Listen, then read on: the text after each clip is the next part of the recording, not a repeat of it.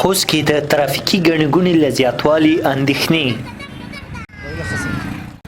د دغه ولایت پر بېلابېلو داخلي واټونو د بیروبار زیاتوالي د خلکو پر ورځني چارو منفي اغېز کړی دی. د دغه ولایت اوسېدونکي وایي که په یاده برخه کې بیړني ګامونه پورته نه شي ښایي تر دې لا کړکېچن حالات رامنځته شي. سړک به برعکس داسې یم چې بازور غوټه ګندېدو که نه کله چې خریج ته لوړ شي خریج ته نه به د ګاډۍ ووینې نه به دا موټر ووینې نه به چا ووینې ټول د سړکي نه روډي نه ټول ایښی ټول خلوص دي والله چې داسې کې داسې ورته ودرېږه داسې دغه ډېره غټ مخالفات وکړه نه محصلین په خپل وخت پوهنتونو ته نشي رسېدلی کوم کارمندان دي وظیفو چې دي هغه خپلو وظیفو ته په خپل وخت نشي رسېدلی او ډېری وخت کې رش وي که نه هغه کې مریضان وي مریضان د هسپتال ته په خپل وخت نشي رسېدلی.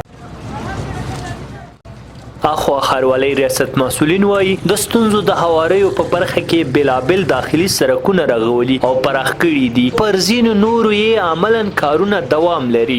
خوست ښاروال دا خبرې د یو سړک د اساسي رغونې چارو د پرانیستې مراسمو پر مهال وکړې. نو اوس انشاءالله بیا اراده لرو چې ښاري نظم کمیسیون غونډه جوړه کړو په هغه کې تقریبا 10 ریاستونه دي نو انشاءالله دې لپاره بیا تصمیم نیسو. دلته بیا تازه پر 12 مهمو او لویو جادو باندې د ترافیکي څراغونو د نصبولو پروژه پیل شوه. د مسؤلینو په وینا له یاد ګام څخه یوه موخه د ګڼې ګوڼې مخنیوی دی.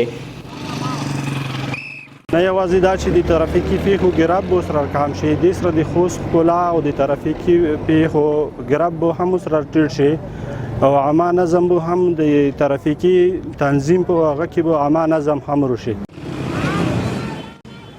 د خوست ښار ننني داخلي سړکونه د ولسوالۍ د اړتیا لپاره جوړ شوي دي. د کارپوهانو په وینا اوس اړتیا ده چې دغه ګڼ نفوسه ولایت لپاره پر یو نوي ماسټر پلان کار وشي.